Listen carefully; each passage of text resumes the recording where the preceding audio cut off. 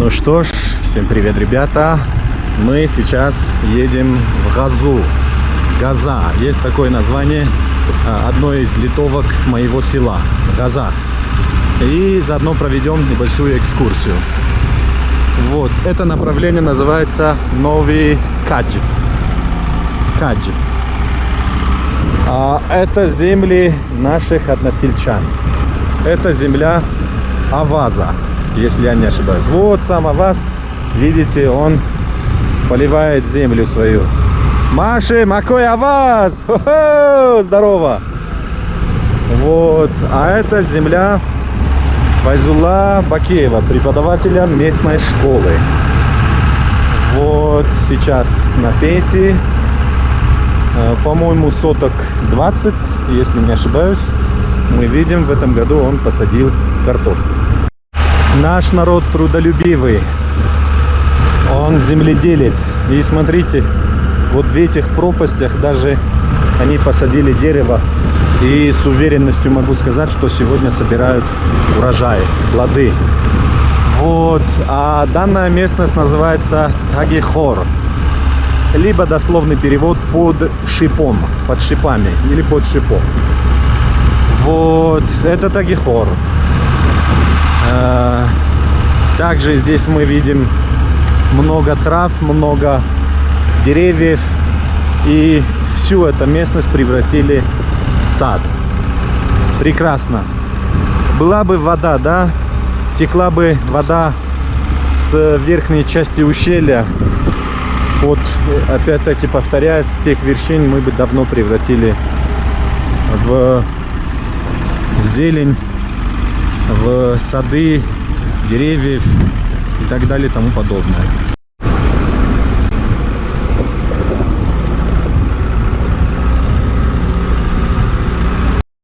Вот ниже этой земли участок, земельный участок Сайтмурода Давлатова. Правда, он, по-моему, сейчас там... О, какая картошка, смотрите. Урожай хороший будет в этом году. Вот. И вот тут, надеюсь, будет хороший урожай. Значит, там есть еще внизу земельный участок Сайтмурода Давлатова. Но он, по-моему, отдал, может быть, своим родственникам.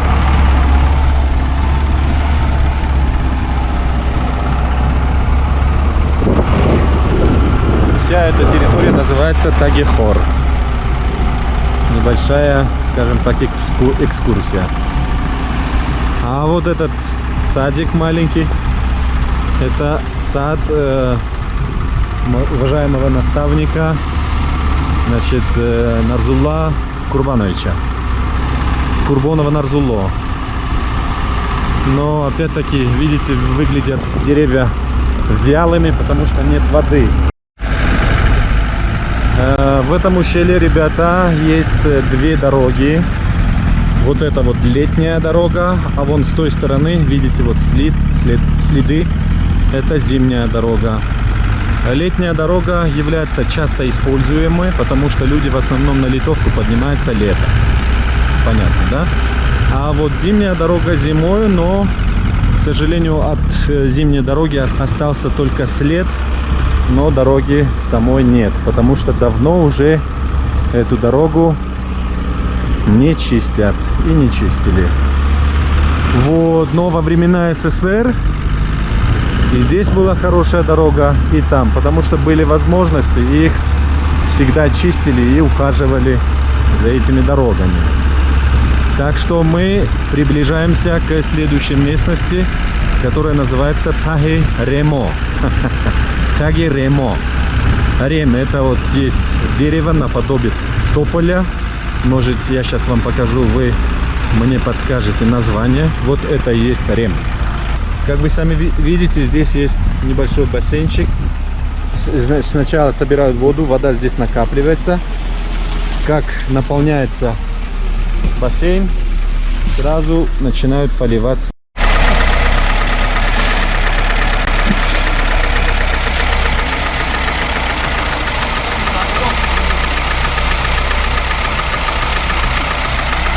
Эта вода спускается к нам из Вагирота. Вагирот, название такое. Мы сами не понимаем, что это означает, но это вот сагдийское название истока воды. Все, что есть, вся вода, вот, которая течет из родника. Смотрите, да, сколько, вот, вообще мало, но вот столько зелени, столько деревьев и столько красот. Именно благодаря вот этой священной воде. А вот она сейчас косит траву, ребята. Этот процесс называется алаф-дарви на таджикском языке. Если сын народа нашего Сайдмурод Раджабович Давлатов, родом, кстати, отсюда, из этого ущелья, Газа, если он нам поможет финансово, скажем так, видите, сотни, просто 1000 гектаров земли спят и ждут своего часа. Мы бы ирригировали все эти земли с этой стороны. С той стороны все, видите, вот лысые горы, сухие, пустые просто. Мы бы их превратили в сады.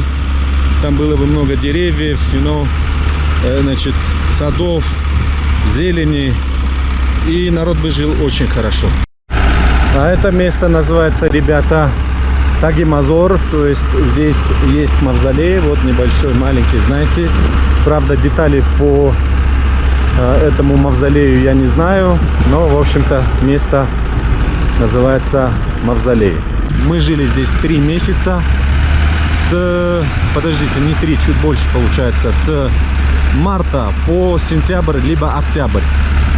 Вот, сентябрь, потому что, сами знаете, школа начинается и все идут в школу, поэтому мы, в основном, молодые люди возвращались в село обратно в сентябре.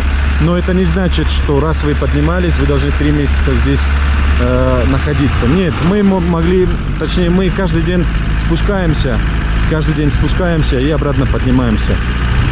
Расстояние с нашего села до ущелья Газы, до вот Литовки, составляет примерно 10 километров.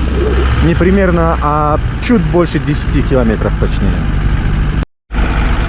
В этом, значит, ущелье есть 2 литовки. Газа и Пойон, Газа и Боло. То есть нижняя и верхняя Газа. Вот.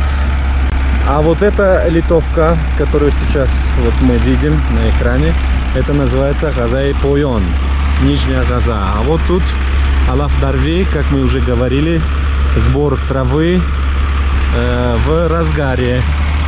О, и там тоже, видите, девушки косят траву, мы их собираем и потом сено отдаем зимой, даем этому домашнему скоту. Вот. А этот мальчик, видите, управляет своей машиной очень хорошо. У него главная вспомогательная техника — это ишак, осел. Вот. Это, ребята, Газа и Пойон. 15 лет назад, правда, вот этих деревьев не было, но сейчас видим, стало еще лучше за все это время. Вот, разнообразно, красиво. И вот литовка начинается вот отсюда. Видите? С 2 сторон. Есть сарайчики, есть домики маленькие. Например, вот этот домик. А это сарай. Тут, по-моему, то ли 15, то ли 18 семей живут. В Газа и Пойон. Видите, тут как красиво. Очень прям приятно. Я поставлю, значит, Зубайду, односельчанину нашему, и Нарзуло 5 за то, что вот создали такой прекрасный сад. А вот это сад моего одноклассника Богодурака. Богодурака, как мы видим, тоже постарался и, значит, превратил, скажем так, руины в сад. Красавчик. Вот это наш Айняка. Пойдемте. Наш Айняка. Его имя в честь героя Таджикистана Садриддина Айни. машина, на которой мы едем, и вчера ехали, и вообще вот по этим литовкам поднимались, называется Нева. Я думаю, вы эту машину знаете, мощную такую советскую машину. Но вот, к сожалению, этой машины больше нет в Таджикистане. Это все остатки Советского Союза. В общем-то, короче, нам нужна вода, потому что там что-то кипит все в машине. Нам нужно охладить. Вот это маленький бассейнчик, значит, литовки Газай-Пойон.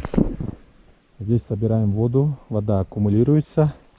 И потом по очереди, то есть по очереди мы наших земель своих, вон тех, этих, значит, поливаем.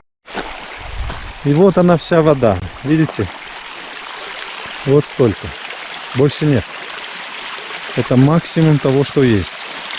И говорят, что из года в год воды все меньше и меньше становится в этом ущелье, вот в этом большом ущелье.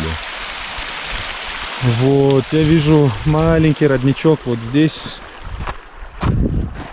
Видите? И даже если они соединяются, все равно в нашем распоряжении вот столько воды. Видите? Столько. Вот так вот.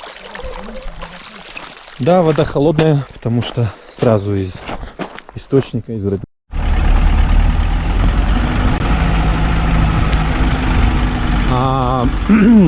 Вот эта местность называется Руисой. Руио.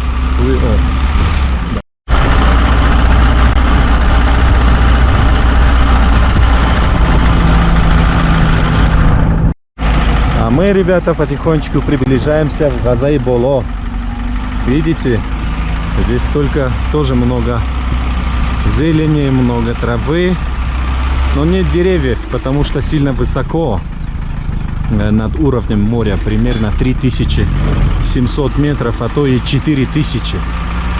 Поэтому здесь только трава, вон те тополя, точнее березы, по-моему. Это вот время, это береза.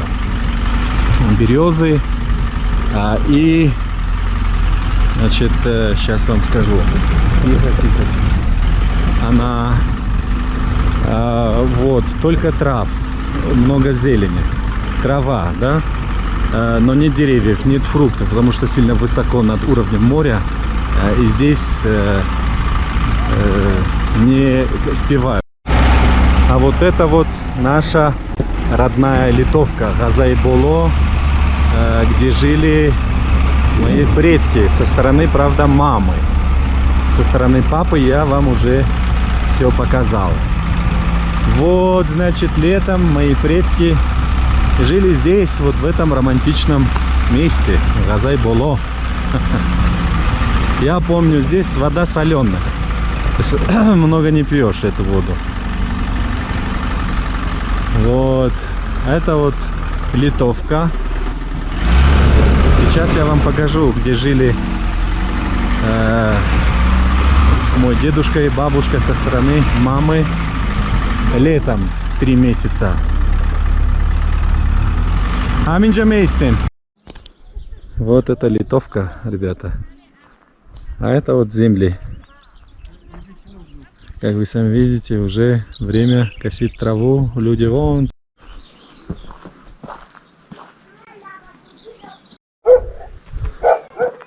Это сарайчик моего дедушки. Мы держим домашний скот вот здесь, когда вечером они возвращаются.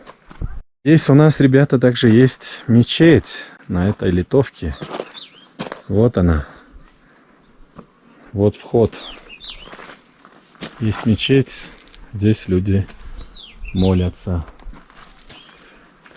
Вот этих деревьев не было тогда. Они для меня новые.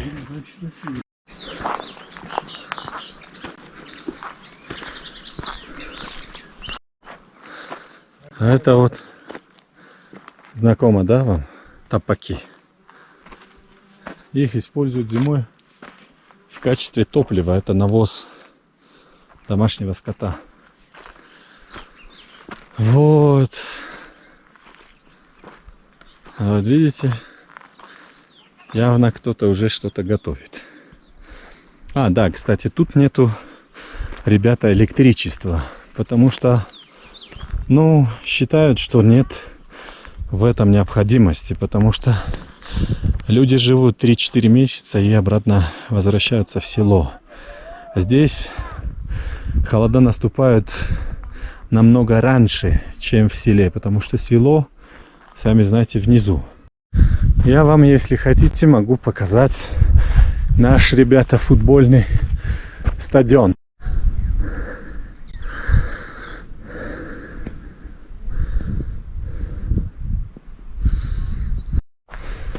Фух. Видите, здесь топаков. А это вот, ребята, наш футбольный стадион. Маленький или большой, хороший или плохой, он у нас есть. Мы здесь играли в футбол. Видимо, дети и сегодня играют. Ну, вот такой вот, какой есть, на уровне нашей литовки. Вот это вот. Мы здесь играем в футбол. Как всегда, ребята, гостеприимный народ, великий народ Таджикистана, как всегда, вот готовы делиться хлебом, лепешкой. Вот нас пригласили на чашечку. Чего там?